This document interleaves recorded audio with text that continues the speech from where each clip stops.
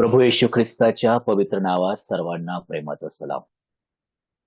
पुन्हा एक वार प्रभूच्या दयेने आणि प्रभूच्या कृपेने एक नवीन विषय घेऊन आज तुम्हा समोर पुन्हा येण्याची जी प्रभूने कृपा पुरवली याबद्दल थोर देवाला मी धन्यवाद देतो. काही दिवस आपण महत्वाच्या काही गोष्टी शिकण्याचा प्रयत्न करणार आहोत. तत्पूर्वी आपण प्रेषितांची कृत्ये याचा 11वा अध्याय वचन 26 आपण काढूया. प्रेषितांची कृत्ये 11वा अध्याय वचन 26. देवाच्या वचनात अशा प्रकारे लिहिलेले आहे, त्याचा शोध लागल्यावर त्याने त्याला अंतुकियास आणले. मग असे झाले की त्यांनी तेथे वर्षभर मंडळीमध्ये मिळून मिसळून बऱ्याच लोकांना शिकविले आणि शिष्यांना ख्रिस्ती हे नाव पहिल्याने अंतुकियात मिळाले. या ठिकाणी विशेष करून ब भाग की शिष्यांना एक नाव मिळालं. ते कुठे मिळालं? अंतुकियात मिळालं. आणि ते नाव काय? ख्रिस्ती हे नाव पहिल्यांदा मिळाले. आणि म्हणून ह्या नावातून आपण ज्यावेळेस आम्ही स्वतःला ओळखतो की आम्ही कोण आहोत? ख्रिस्ती आहोत. आणि म्हणूनच ख्रिस्ती जीवन प्रभू येशू ख्रिस्ताच्या द्वारे आम्हाला मिळालेलं आहे. आणि म्हणून येणाऱ्या वेळेमध्ये हे ख्रिस्ती विश्वासी जीवन कशा प्रकारे उत्तम आम्ही जगू शकतो ते आपण शिकण्याचा प्रयत्न करूया. आणि ख्रिस्ती जीवन उत्तमरित्या जगण्यासाठी प्रभूने आम्हाला काय दिलं? तर फक्त आणि फक्त पवित्र शास्त्र दिलं. त्या शास्त्रामधील आम्ही बघत असताना त्या शास्त्रातील जे त्याच्या गोष्टी आहेत किंवा शास्त्र, पवित्र शास्त्र कशा प्रकारे बनलेलं आहे हे तुम्हाला आणि मला चांगल्या प्रकारे ठाऊक आहे. परंतु उजळणी म्हणून आपण त्या पवित्र शास्त्राकडे पाहूया. पवित्र शास्त्र हे 66 पुस्तकांचं एक पुस्तक आहे प्रियांनो. आणि या 66 पुस्तका 2 भागामध्ये विभागलेली आहे. एक जुना करार आणि दुसरा नवीन करार. जुन्या करारामध्ये 39 पुस्तके आहेत, नवीन करारामध्ये 27 पुस्तके आहेत. जुन्या करारातील 39 पुस्तकांची विभागणी त्या ठिकाणी आम्हाला दिसते. पहिली 5 पुस्तके हे नियमशास्त्राची आहेत. दुसरी 12 पुस्तके ऐतिहासिक गोष्टी यहोशुवापासून एस्तेरपर्यंत आम्हाला दिसतात. नंतरची 5 पुस्तके काव्यात्मक आहेत. मग इयोब आहे, स्तोत्रसंहिता आहे, मग गीतरत्नापर्यंत आम्हाला त्या गोष्टी दिसतात. मग मुख्य संदेष्टे आहेत, त्यांची 5 पुस्तके आहेत. मग यशया ते दानिएल आम्हाला दिसतात. तर लघु संदेष्टे, छोटे संदेष्टे 12 आहेत. ते होशे ते आम्हाला मलाखीपर्यंत दिसतात. हे झाली 39 पुस्तके जुन्या करारातली. नवीन करारामधले 27 पुस्तके त्यांची देखील विभागणी आहे प्रियांनो. जी 4 पहिली पुस्तके आहेत, मत्तय, मार्क, लूक आणि योहान, ती शुभवर्तमाने आहेत. आणि नंतर एका इतिहास आम्हाला सांगतो. तो इतिहास प्रेषितांचा आहे आणि प्रेषितांच्या कृत्यांचं ते पुस्तक आम्हाला दिसतं. तदनंतरची 13 पुस्तके जी आहेत ती प्रेषित पावलाने लिहिलेली आहेत, रोमकरास पत्र ते फिलोमनापर्यंत. नंतर आम्हाला 8 पत्रे दिसतात. ती 8 पत्रे इतर अनेकांनी लिहिलेली आहेत. मग इब्री लोकास पत्रापासून तर आम्हाला यहुदाच्या पत्रापर्यंत आम्हाला ती विभागणी दिसते. आणि नंतर शेवटचं पुस्तक जे आहे ते भविष्यसूचक पुस्तक आहे आणि ते पुस्तक म्हणजे प्रगटीकरण. पण अशा प्रकारे पवित्र शास्त्राची विभागणी आहे. मी का सांगितलं हे? तर अनेक वेळा पवित्र शास्त्राकडे आम्ही निरखून पाहत नाही प्रियांनो. उघडलं की वाचतो, उघडलं की वाचतो. परंतु त्या पवित्र शास्त्राचे आम्हाला महत्त्व समजणं गरजेचं आहे, महत्व समजणं गरजेचं आहे. कारण आम्हाला कुणीतरी ख्रिस्ती नाव दिलेलं आहे आणि ख्रिस्ती जीवन उत्तमरित्या जगण्यासाठी आमच्याकडे दुसरा तिसरा कोणता पर्याय नाही, फक्त आणि फक्त पवित्र शास्त्र. आणि पवित्र शास्त्राची विभागणी करून आम्हाला उत्तमरित्या पवित्र शास्त्राचा अभ्यास आपण करू शकतो. आणि म्हणून या पावलाच्या 13 पत्रांपैकी एका पत्राकडे आपण या दिवसांमध्ये विशेष करून लक्ष देणार आहे. त्या 13 पत्रांची देखील विभागणी आहे प्रियांनो. कशी बघा बरं? त्या 13 पत्रांची 9 पत्रे वेगळी आहेत आणि 5 पत्रे वेगळी आहेत. जी 9 पत्रे जी आहेत ती मंडळांसाठी लिहिलेली आहेत. म्हणजे कोणती? रोमपरास पत्र ते 2 थेसलोनिकरांपर्यंत. नंतरची 4 पत्रे जी आहेत ती वैयक्तिक व्यक्तींना दिलेली आहेत. आणि मग आम्हाला त्या ठिकाणी दिसतं तिमोथीचं पुस्तक, पहिलं पुस्तक तिमोथेला पहिलं पत्र ते फिलोमोनाचं पत्र, अशा प्रकारे या 13 पत्रांची विभागणी आम्हाला दिसते. पत्रातील त्या ठिकाणी ही पत्र जे आहेत हे वेगवेगळे पत्र वेगवेगळे गोष्टी आम्हाला सांगत आहे प्रियांनो. आणि अशा प्रकारे आम्हाला ही पत्र आमच्या आत्मिक जीवनाला अतिशय लाभदायक ठरलेली आहेत. परंतु ह्या 13 पत्रातील 5 पत्रे अजून विशेष आहेत. पाऊलाच्या 13 पत्रातील 5 पत्रे अजून विशेष आहे. का बरं विशेष आहे? कारण अतिशय प्रतिकूल परिस्थितीमध्ये ही 5 पत्रे मंडळांसाठी, आमच्यासाठी लिहिलेली आहे. कोणती ती 5 पत्रे? एक इफिस्करास पत्र. इफिस्करास पत्र हे मंडळीच्या क्षमा करा, ख्रिस्ताच्या मंडळीचे महत्व समजून सांगताना आम्हाला दिसतं.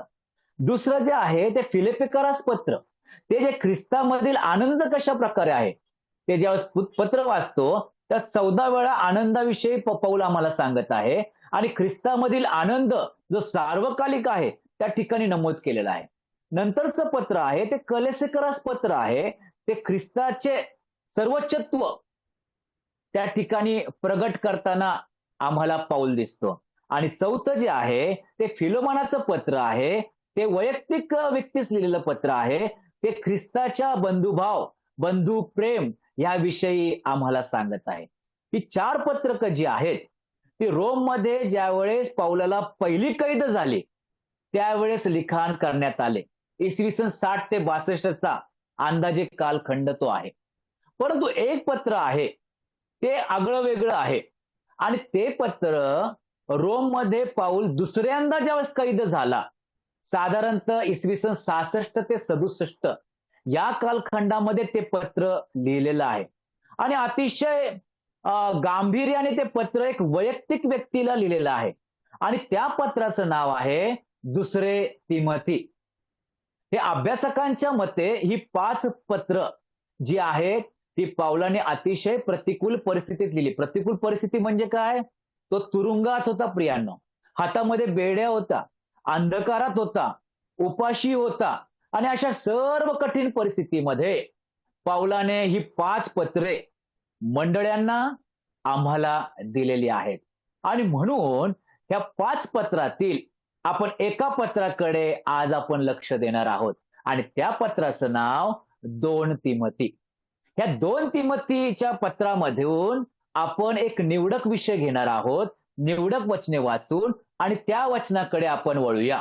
त्या ठिकाणी 2 तिमोथी 2रा अध्याय आणि वचन 1 काढा.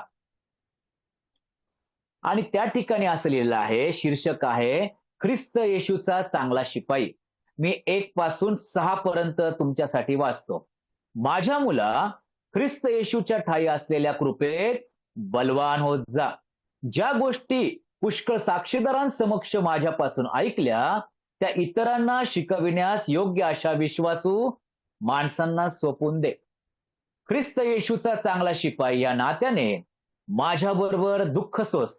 शिपाईगिरी करणारा माणूस संसाराच्या कार्यात गुंतत नाही, यासाठी की ज्याने त्याला सैन्यात दाखल करून घेतले त्याला त्याने संतुष्ट करावे.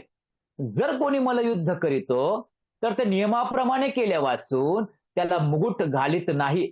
श्रम करणाऱ्या शेतकऱ्याने पहिल्याने पिकाचा वाटा घेणे योग्य आहे. देवबाप वाचलेल्या या 6 वचनांवर त्याचा भरपूर आणि विपुल आशीर्वाद पाठव. आणि या प्रतिकूल परिस्थितीमध्ये जे पाऊलाने 2 तिमोथी लिहिलेलं आहे हे पत्र खरोखर आमच्यासाठी अतिशय उपयुक्त आहे प्रियांनो.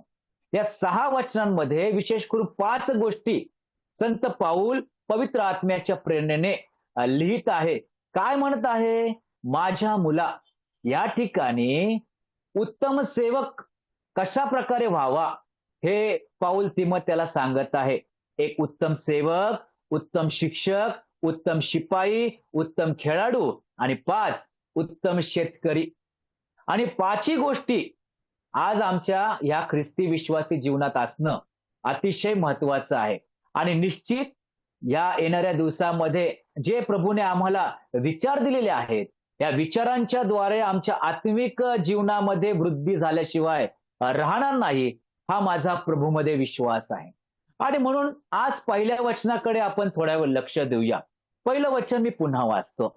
माझ्या मुला, ख्रिस्त येशूच्या ठायी असलेल्या कृपेत बलवान होत जा. उत्तम सेवक कसा असावा? उत्तम सेवक प्रभू येशू ख्रिस्ताच्या ठायी असलेल्या कृपेत बलवान होणारा असावा. आणि म्हणूनच एक उत्तम सेवक जो आपला आत्मिक मूल आहे तिमोथी, हा माझ्याप्रमाणे जो पाऊल म्हणतो की माझं अनुकरण करा कारण मी प्रभूचं अनुकरण करतो, असा उत्तम सेवक जो पाऊल झाला आहे, त्याची इच्छा आहे की माझ्या लेकरांनी देखील एक उत्तम सेवक व्हावं. आणि म्हणून या उत्तम सेवकासाठी एक उत्तम संदेश पाऊल देत आहे की माझ्या मुला, तुझ्या सेवेमध्ये काय कर? प्रभू येशू ख्रिस्ताच्या ठायी जी कृपा आहे त्यामध्ये बलवान होत जा. प्रभू आज आम्हाला पवित्र आत्म्याच्या द्वारे म्हणत आहे की जी सेवा तुला दिलेली आहे, जी सेवा तुम्हाला दिलेली आहे, ती सेवा पूर्ण करण्यासाठी प्रभू येशू ख्रिस्ताच्या ठायी असलेल्या कृपेत बलवान होणं अतिशय महत्वाचं आहे. पण बलवान होणं ही वेगळी गोष्ट, परंतु त्याच्या अगोदर ती कृपा समजून घेणं गरजेचं आहे. आणि ती कृपा समजण्यासाठी आम्हाला पवित्र शास्त्रात जावं लागेल. आणि म्हणून माझ्याबरोबर 1 तिमोथी 2 अध्याय वचन 4 काढा बरं. 1 तिमोथी 2 अध्याय वचन 4. देवाची अशी इच्छा आहे की सर्व माणसांचे तारण व्हावे व त्यांनी सत्याच्या परिपूर्ण ज्ञानापर्यंत पोहोचावे. पहिली गोष्ट, कृपा म्हणजे काय? कृपा म्हणजे देवाने मनुष्याच्या तारणाचा विचार केला. आज मनुष्य मनुष्याचा विचार करत नाही. आज घरामध्ये आपल्या घरातील सदस्यांचा अनेक वेळा विचार होत नाही. परंतु स्वर्गातल्या देवाने पृथ्वीवरील असलेल्या मनुष्याचा, जो मनुष्य पापाच्या दलदलीत आहे, उकिरड्यात आहे, अंधकाराची प्रजा म्हणून त्याची ओळख आहे, अशा मनुष्याचा किंबहुना अशा अधम पाप्यांचा विचार केला. ही प्रभूची कृपा आहे प्रियानो. कृपा म्हणजे काय? देवाने मनुष्याच्या तारणाचा विचार केला. काय आहे विचार? ही प्रभूची इच्छा आहे की सर्व माणसांचे तारण व्हावे. एका समुदायाचं नाही, एका गटाचं नाही, एका राष्ट्राचं नाही प्रियानो. पृथ्वीवर जो माणूस म्हणून जगतो त्या प्रत्येक मनुष्याचं त्या कृपेने भरलेल्या देवाची इच्छा आहे त्याचं तारण व्हावं. इफिस्करास पत्रामध्ये ज्यावेळेस 2 अध्याय 8व्या वचनामध्ये आम्ही येतो, कृपेनेच विश्वासाच्या द्वारे तुमचं आणि माझं काय झालेलं आहे? तारण झालेलं आहे. प्रियानो, पहिला मुद्दा, कृपा म्हणजे काय? देवाने तुमचा आणि माझा विचार केला. कशासाठी? तारणासाठी विचार केला. कारण हे तारण अद्भुत आहे, ते कृपेने मिळालेलं आहे. दुसरी गोष्ट काय आहे की त्या ठिकाणी योहान 3:16 मध्ये काय लिहिलं बघा बरं. देवाने जगावर एवढी प्रीती केली की त्याने आपला एकुलता एक प्रिय पुत्र दिला, यासाठी की जो कोणी त्याच्यावर विश्वास ठेवतो त्याचा नाश होऊ नये, तर त्याला सार्वकालिक जीवन प्राप्त व्हावे. पुढे देवाने आपल्या पुत्राला जगाचा न्यायनिवाडा करण्यासाठी नव्हे, तर त्याच्याद्वारे जगामध्ये राहणाऱ्या प्रत्येक मनुष्याचे, जगात राहणाऱ्या प्रत्येक पापी मनुष्याचे तारण व्हावे म्हणून पाठविले. पहिला मुद्दा, देवाने मनुष्याच्या तारणाचा विचार केला. दुसरी गोष्ट, देवाने मनुष्याच्या तारणासाठी आपल्या एकुलत्या एक पुत्राला पाठविले. प्रियानो, ही कृपा आहे. प्रियानो, ही कृपा आहे. पुत्राला स्वर्गातून पाठवले, ही देवाची कृपा आहे. आणि त्या कृपेमध्ये पाऊल म्हणतो बलवान होत जा. परंतु कृपा समजणं तरी गरजेचं आहे. या कृपेचं महत्व, गांभीर्य समजणं गरजेचं आहे. प्रियानो, प्रभूने आमच्या तारणाचा विचार केला, त्या तारणासाठी आपल्या पुत्राला या जगामध्ये धाडलं. तिसरी गोष्ट आम्ही त्या ठिकाणी पाहतो की देवाने मनुष्याच्या तारणासाठी ख्रिस्ताला वधस्तंभावर खेळलं. काय आहे? रोमकरास पत्र 3 अध्याय वचन 24 मध्ये देवाच्या कृपेने ख्रिस्त येशूने खंडणी भरून प्राप्त केलेल्या मुक्तीच्या द्वारे ते विनामूल्य, कोणते? तुम्ही आणि मी जे पापी होतो ते विनामूल्य नीतिमान ठरतात. त्यांचं तारण होतं. खंडणी ख्रिस्ताने भरली. कुठे भरली? त्या वधस्तंभावर भरली. त्यामुळे संत पाऊल म्हणतो, आम्ही तर वधस्तंभावरचा ख्रिस्त गाजवतो. तो ख्रिस्त आमच्यासाठी वधस्तंभावर खेळला. डोक्यापासून पायापर्यंत लहूलुहान झाला. जो राजांचा राजा, प्रभूंचा प्रभू, त्याच्या डोक्यावर अतिशय मौल्यवान मुकुट असायला पाहिजे. त्याच्या डोक्यावर काट्यांचा मुकुट आम्ही पाहतो प्रियानो. 3 खिळ्यावर खिळलेलं ते शरीर पाहतो. ते कोणासाठी? ते तारण प्राप्त करून देण्यासाठी. आणि म्हणून तिसरा मुद्दा आम्ही पाहतो की कृपा म्हणजे काय? देवाने मनुष्याच्या तारणासाठी वधस्तंभावर ती कृपा खिळली. त्या वधस्तंभावरून कृपा घळाघळा वाहिली प्रियानो. आणि ती म्हणजे प्रभू येशू ख्रिस्तामध्ये मिळालेली कृपा. त्या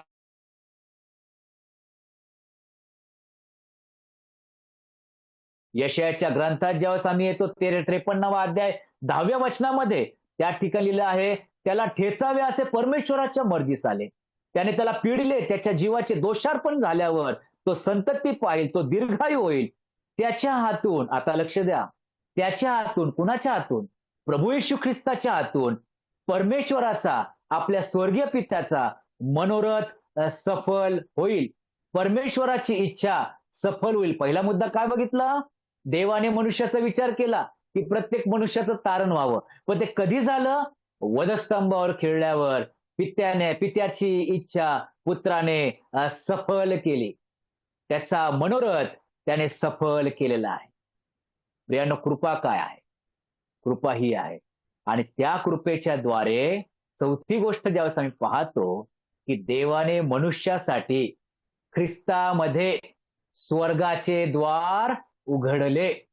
जे द्वार आमच्यासाठी कायमचे बंद झाले होते, ते द्वार आमच्यासाठी ख्रिस्ताच्या त्या अद्भुत कार्यामुळे उघडले. म्हणून फिलिप्पीकरास पत्र 3 अध्याय 20व्या वचनामध्ये प्रेषित पाऊल आनंदाने म्हणतो, आपले नागरिकत्व तर जगातले नाही, स्वर्गातले आहे. का म्हणू शकला? कारण त्या कृपेचा आस्वाद त्याने घेतला होता. त्या कृपेचा अनुभव त्याने घेतला होता. ती कृपा त्याने जवळून पारखली होती. ती कृपा त्याने न्याहाळली होती. आणि म्हणून तो म्हणू शकला की माझं नागरिकत्व हे स्वर्गातलं आहे. प्रियांनो, कृपा काय आहे? कृपा देवाने आमच्यासाठी केलेला विचार आहे. देवाने आमच्यासाठी अद्भुत कार्य करण्यासाठी पुत्राला पाठवलं. देवाने आमच्यासाठी तारणासाठी वधस्तंभावर ख्रिस्ताला खिळले. आणि चौथी गोष्ट, त्याच्याच द्वारे देवाने आमच्यासाठी स्वर्गाचे द्वार उघडले. जी गोष्ट आम्हाला कधीच प्राप्त होणार नव्हती, जो स्वर्ग, तो आम्हाला ख्रिस्तामध्ये मिळालेला आहे. आणि ती कृपा आम्हाला समजणं गरजेचं आहे. अनेक सेवा करतात, परंतु या सेवेमध्ये प्रियांनो दुःखाची गोष्ट, ही कृपेचा विसर कुठेतरी पडलेला दिसतो. ही कृपा विसरलेले सेवक अनेक ठिकाणी आहेत. आणि म्हणून संत पाऊल आपल्या तिमोथेला लिहित असताना म्हणतो की जी सेवा तुला दिलेली आहे, त्या सेवेमध्ये बलवान होण्यासाठी दुसरी तिसरी कशाची गरज नाही, फक्त ख्रिस्ताच्या ठायी असलेल्या कृपेची गरज आहे. आणि त्याच कृपेची, ज्या तिमोथेला गरज होती, त्याच कृपेची गरज तुम्हाला आणि मला आहे. आणि म्हणून त्या कृपेत बलवान होणं अतिशय महत्वाचं आहे. दुसरी गोष्ट आपण पाहूया. पहिली गोष्ट आपण पाहिली, ज्या कृपेत बलवान व्हायचंय, त्या कृपेची व्याख्या, त्या कृपेचं महत्व, त्या कृपेची व्याप्ती. कारण त्या कृपेची व्याप्ती भयानक आहे. योहान शुभवर्तमान 1 अध्याय 16व्या कदाचित वचनामध्ये असं लिहिलं आहे, प्रभू येशू ख्रिस्ताच्या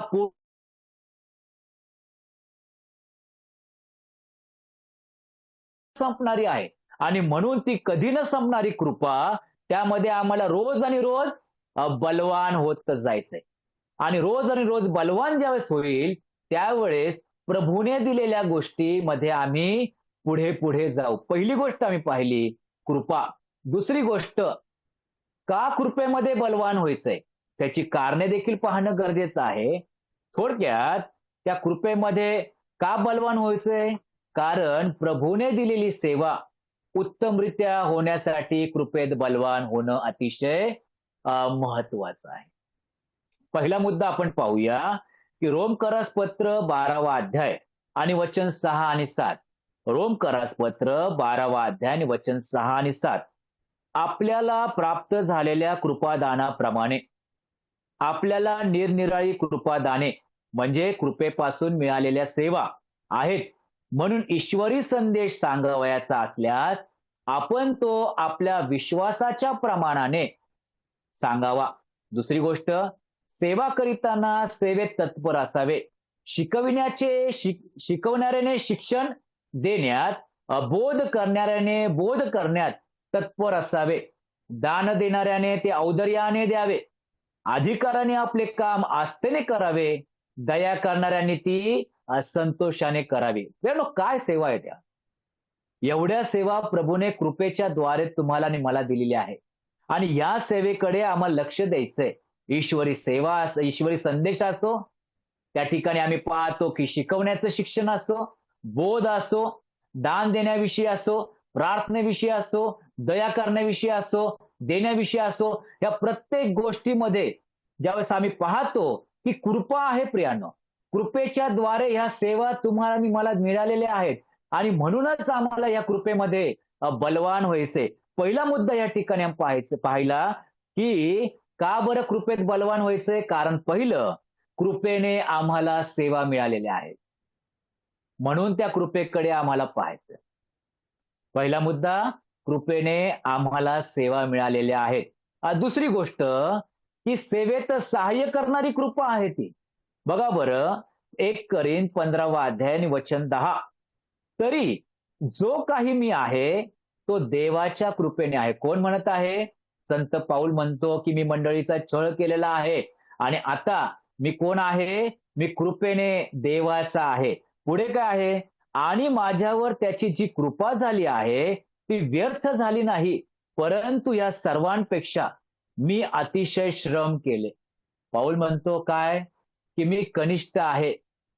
त्या ठिकाणी कनिष्ठ असून सुद्धा मी या सर्वांपेक्षा अधिक श्रम केले आहे. मी मंडळीचा छळ केला, परंतु कृपेने प्रभूने आपल्या कार्यासाठी मला पाचारण केलं, निवडलं. त्याची कृपा व्यर्थ नाहीये. परंतु त्या ठिकाणी पाहतो की मी अतिशय श्रम केले, परंतु त्या ठिकाणी पुढे काय म्हणत आहे? ते मी केले असे नाही, तर आता लक्ष द्या, माझ्या बरोबर असणाऱ्या देवाच्या कृपेने केले. पाऊल म्हणत नाही की माझ्यावर बर्नबा आहे. पाऊल म्हणत नाही माझ्यावर तिमोथी आहे. प्रभूचा दास पाऊल म्हणतो की या श्रमामध्ये, या कार्यामध्ये, या सेवेमध्ये माझ्याबरोबर देवाची कृपा आहे. कारण देवाचीच कृपा आम्हाला सेवेमध्ये सहाय्य करते. जी सेवा आम्हाला कृपेच्या द्वारे मिळालेली आहे, ती सेवा पूर्ण करण्यासाठी, तत्पर राहण्यासाठी, त्या विश्वासामध्ये वाढण्यासाठी, औदार्याने देण्यासाठी, दया करण्यासाठी, सर्व गोष्टी करण्यासाठी ही सेवा, ही कृपा माझ्याबरोबर असणे गरजेचं आहे. मी कृपेला सोडून कधीच काम करू शकत नाही. जर मी कृपेला सोडलं तर माझ्या जीवनात अंधकार, अपयश आणि निराशा आल्याशिवाय राहणार नाही. योहानाच्या शुभवर्तमानात 21वा अध्यायामध्ये मी पाहतो, ती दया, ती कृपा त्यांनी सोडली. कुणी? त्या 7 जणांनी सोडली. पेत्र म्हटला मी जातो, ते म्हणाले आम्ही येतो. आणि ते गालिलाच्या समुद्रात गेले, रात्रभर कष्ट केले, परंतु त्यांना एकही मासा मिळाला नाही.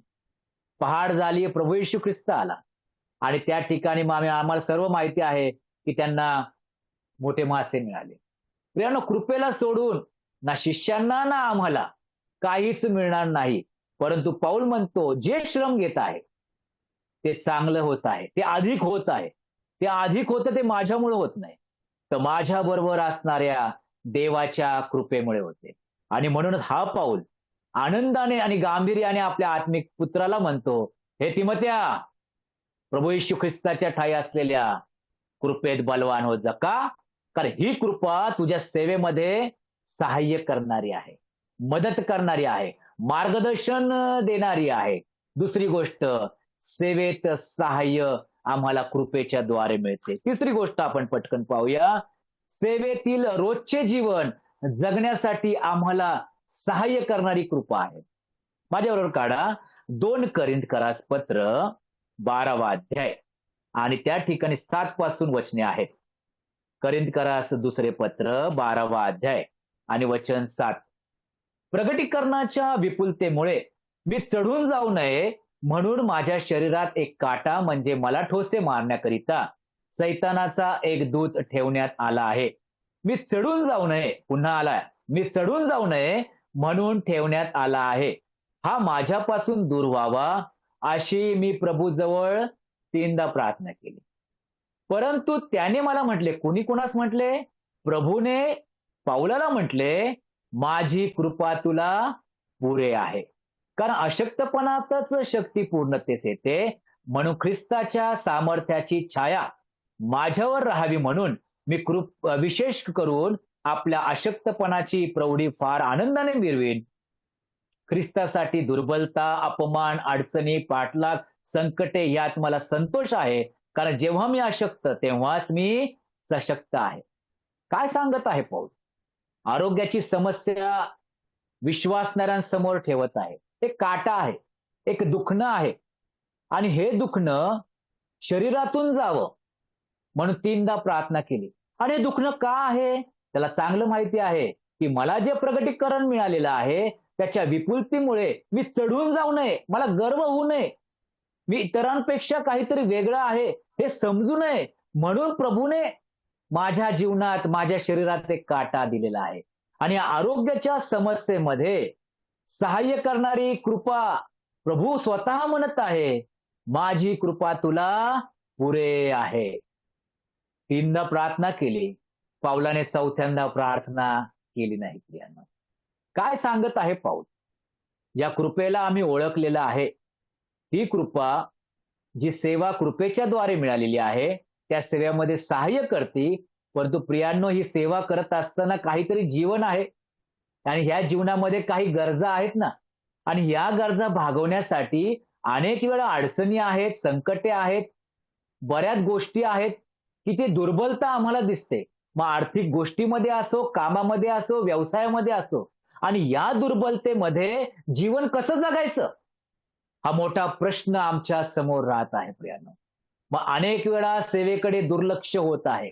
अनेक वेळा सेवेला दुय्यम प्राधान्य दिलेलं आहे.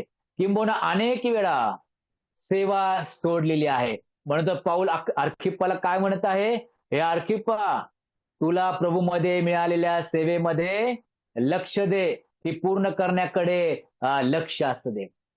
प्रियांनो, अडचणी आहेत सेवेमध्ये. पाऊल म्हणतो माझ्या जीवनात आरोग्याच्या समस्या आहेत.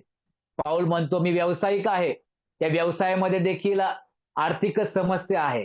परंतु या समस्येमध्ये देवाचे शब्द मला पुरे आहेत.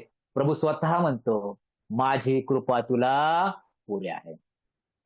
का कृपेमध्ये बलवान व्हायचंय? कारण ही कृपा मला अडचणीत सहाय्य करते. ही कृपा मला आजारपणात सहाय्य करते. ही कृपा माझ्या अशक्तपणात सहाय्य करते. चौथी गोष्ट काय आहे? सेवेतील रोजचं जीवन जे आहे ते जगण्यासाठी तर कृपा पुरवतेच, परंतु ते जीवन पवित्रपणे जीवन जगण्यास ही कृपा मदत करते.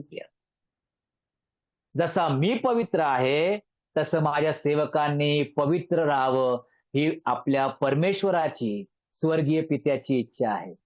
आणि त्यासाठी आपण तीताच्या पुस्तकात येऊ. 2रा अध्याय आणि वचन 11 आणि 12 आपण वाचूया.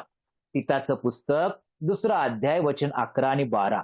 त्या ठिकाणी असं लिहिलेलं आहे, देवाची तारण देणारी कृपा प्रगट झाली आहे आणि कृपा ज्याला प्राप्त झाली आहे त्याने, त्या सेवकाने, त्या विश्वासणाऱ्याने काय करावं? अभक्तीला व दैहिक वासनांना नाकारून, अभक्ती, दैहिक वासना ह्यांना नाकारायचंय आणि सांप्रत युगात मर्यादेने, नीतीने व सुभक्तीने वागावे. या जगामध्ये राहत असताना, किंबहुना अजून सोपं म्हणजे या भयानक वातावरणात राहत असताना प्रियांनो, या ठिकाणी लिहित आहे पाऊल की मर्यादेने राहायचं, नीतीने राहायचं, सुभक्तीने राहायचं. पण कसं राहायचं पाऊला? पाऊल आज आम्हाला सांगत आहे, प्रभू येशू ख्रिस्ताच्या ठाई असलेल्या कृपेत बलवान व्हा. ही कृपा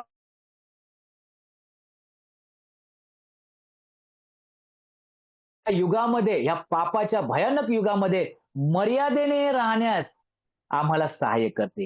ही कृपा प्रभूच्या नीतीमध्ये, कायद्यामध्ये आम्हाला चांगल्या प्रकारे वाढण्यास, राहण्यास ही कृपा सहाय्य करते.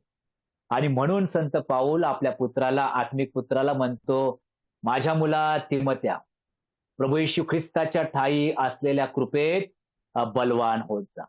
आज प्रस्तावना रूपी संदेशामध्ये आपण एवढ्याच गोष्टी पाहणार आहोत. का कृपेत बलवान व्हायचंय? त्याच्या अगोदर पहिली गोष्ट आम्ही पाहिली की ती कृपा म्हणजे काय हे तर समजणं गरजेचं आहे. आणि ती कृपा आम्ही पाहिली की ती कृपा म्हणजे देवाने मनुष्याचा विचार केला तारणासाठी. त्या तारणासाठी देवाने आपल्या पुत्राला पाठवलं. त्या तारणासाठी देवाने आपल्या पुत्राला वधस्तंभावर खिळलं. आणि त्यात मनुष्यासाठी देवाने प्रभू येशू ख्रिस्तामध्ये, प्रभू येशू ख्रिस्ताच्या द्वारे, प्रभू येशू ख्रिस्ताने केलेल्या समेटाच्या द्वारे, प्रभू येशू ख्रिस्ताने वाहिलेल्या रक्ताच्या द्वारे आमच्यासाठी ते बंद असलेले स्वर्गाचे द्वार उघडले. जे आम्हाला प्राप्त होणार नव्हते ते ख्रिस्तामध्ये प्राप्त झाली. ही झाली प्रभू येशू ख्रिस्ताच्या ठायी असलेली कृपा. म्हणूनच त्याच्या पूर्णतेतून प्रभूने आम्हावर कृपेवर कृपा केली. दुसरी गोष्ट, जर कृपा समजली आहे तिमोथ्या, तर त्या कृपेमध्ये बलवान पण व्हायचंय. मग तिमोथ्याने प्रश्न केला पाऊलाला की का पाऊला कृपेमध्ये बलवान व्हायचंय? मग पाऊल सांगत आहे, तुला कृपेमध्ये का बलवान व्हायचंय? कारण त्या कृपेच्या द्वारे हे तिमोथ्या तुला सेवा मिळालेली आहे. आणि ती सेवा पूर्ण करण्यासाठी ही कृपा तुला सेवेत सहाय्य करते. तिसरी गोष्ट, ही कृपा तुझ्या अडचणीमध्ये, आरोग्याच्या समस्येमध्ये, दुर्बलतेमध्ये, अशक्तपणामध्ये ही कृपा तुला सहाय्य, सामर्थ्य देखील देते.